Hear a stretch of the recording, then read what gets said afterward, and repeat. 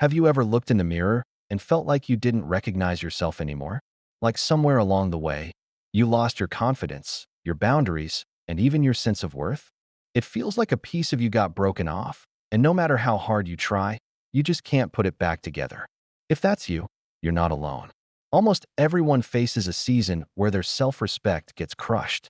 But here's the truth: self-respect can always be rebuilt, even after you've been broken. Today, I'll show you how to do it step by step, so you become a version of yourself no one can tear down again.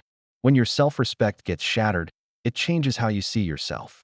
You start settling for less, stop standing up for yourself, and even believe you deserve less. How many times have you stayed silent to avoid conflict? Said yes when you wanted to say no? Imagine living your whole life that way, doubting yourself, bending for approval. That's not who you're meant to be. Imagine living the rest of your life like this: always doubting yourself, always bending just to be accepted, always hoping for scraps of respect from others. That's not who you're meant to be. And that's why the work of rebuilding self-respect is so powerful. Step 1. Admit what happened. Respect begins with honesty. The truth is, many people never heal because they never admit they've been broken. They hide it. They pretend everything is fine. They laugh, they smile, but deep inside, they're crushed. But self-respect doesn't grow in denial. It grows in truth. When you can look at yourself and say, yes, I went through something painful. Yes, it broke me, but it does not define me. That single act of honesty is the seed of respect. Because deep down, respect isn't just about what you demand from others. It's about whether or not you're willing to live in truth with yourself. Step 2. Redraw your boundaries. When you've been broken, your boundaries usually collapse. You start letting people talk to you however they want. You allow situations that drain your energy. You keep giving while no one gives back. Think of boundaries like the walls of a house. Without them, anyone can walk in and make a mess of your living room. With them, you control who enters, how they behave, and when it's time for them to leave. Here's a quick test. If you feel drained every time you're around someone, that's your sign. Your boundary isn't weak, it's missing. So redraw your boundaries. Start saying no. Start limiting access to people who don't respect you. And remember this: every time you enforce a boundary, you strengthen your self-respect like a muscle. Step 3. Rebuild trust with yourself. This is the step most people overlook.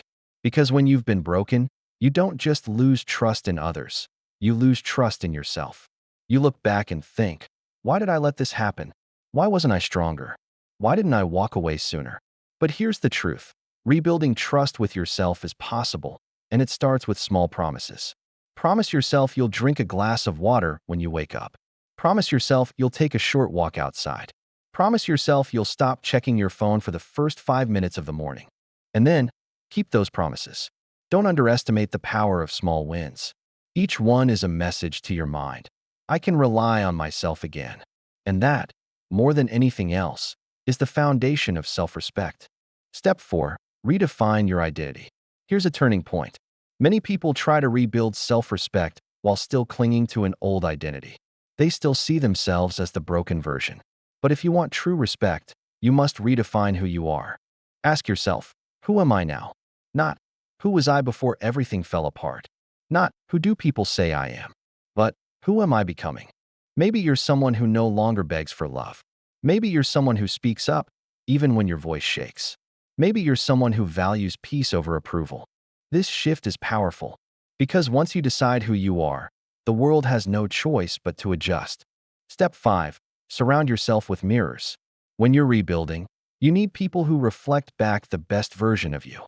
If you're always surrounded by those who tear you down, you'll feel broken forever. But when you're around people who see your strength, remind you of your growth, and challenge you to rise higher, that reflection changes everything. Here's a rule to remember: if someone doesn't treat you with the same respect you're learning to give yourself, they don't deserve a front row seat in your life.